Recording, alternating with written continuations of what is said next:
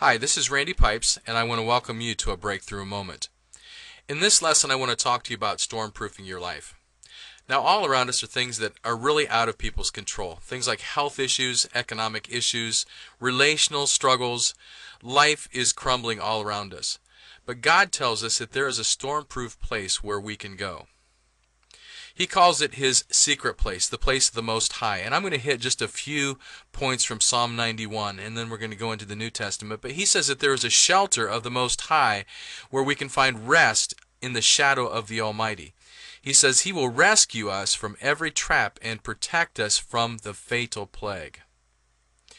In the next couple verses, he says, though 1,000 may fall at one side and 10,000 are dying around you, these evils will not touch you, but you will see it with your eyes. So he talks about almost like an invisible bomb shelter where we see bad things happening all around us, but yet where these bad things do not destroy our life.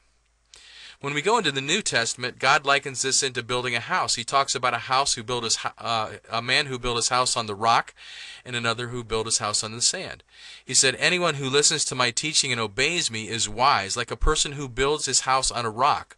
Though the rain comes in torrents and the floodwaters rise and the winds beat against that house, it won't collapse because it was built on a rock.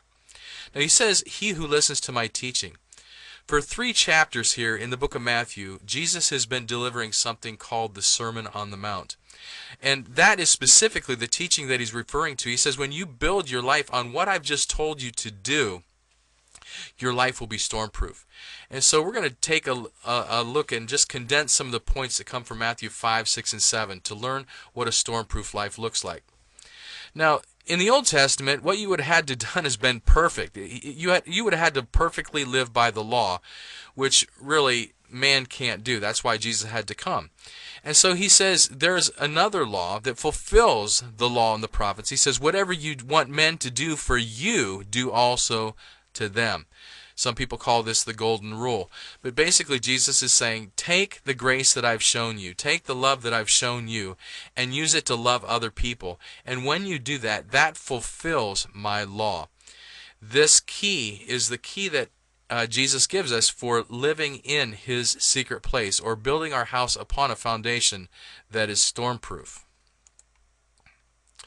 He says when we do this, we fulfill the law through our obedience to love others as ourselves. Now here's some keys that we find through Matthew 5, 6, and 7. We're actually going to trek backwards.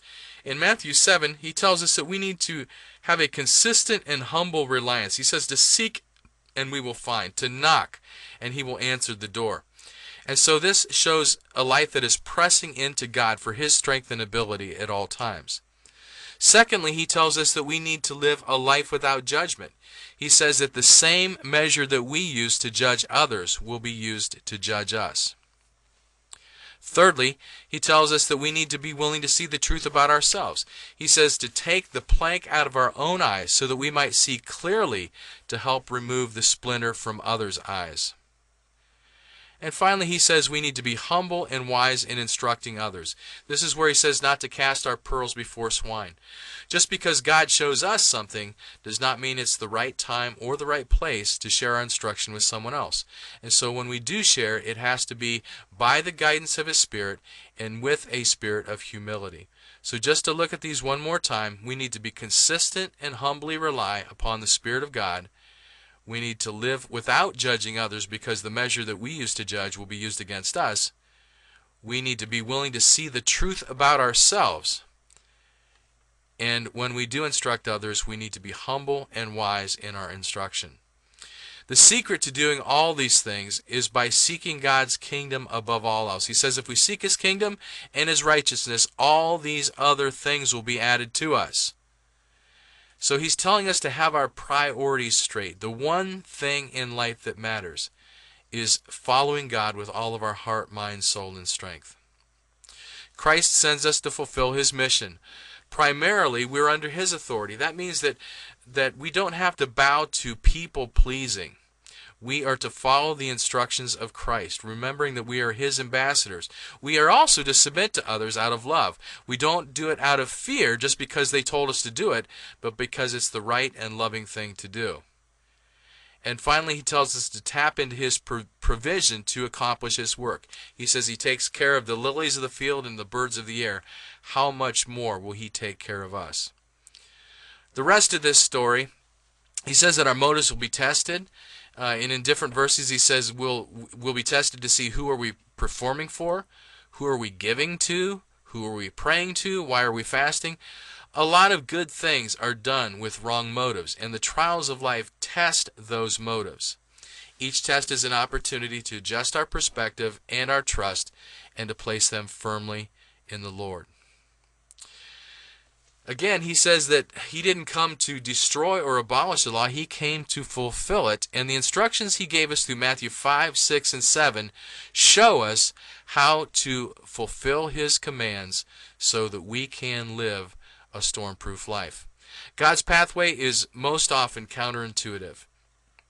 It doesn't make sense to our natural reasoning or human senses.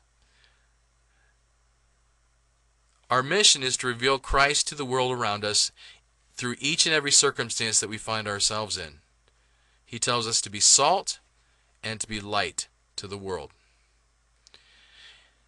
If you're watching this video before August 11, 2013, you're invited to our Sunday morning service so you can hear the rest of this story. You can find our address and driving instructions at www.placeofpurpose.com.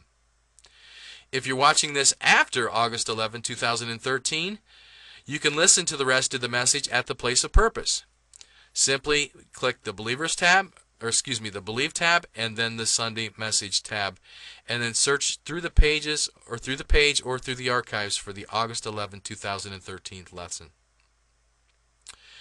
So this is Randy Pipes. On behalf of the Place of Purpose, I want to encourage you to know that you're extraordinary, to live your life abundantly, and to be purposeful in making your contribution to the world. Keep on breaking through. Until I see you again, God bless.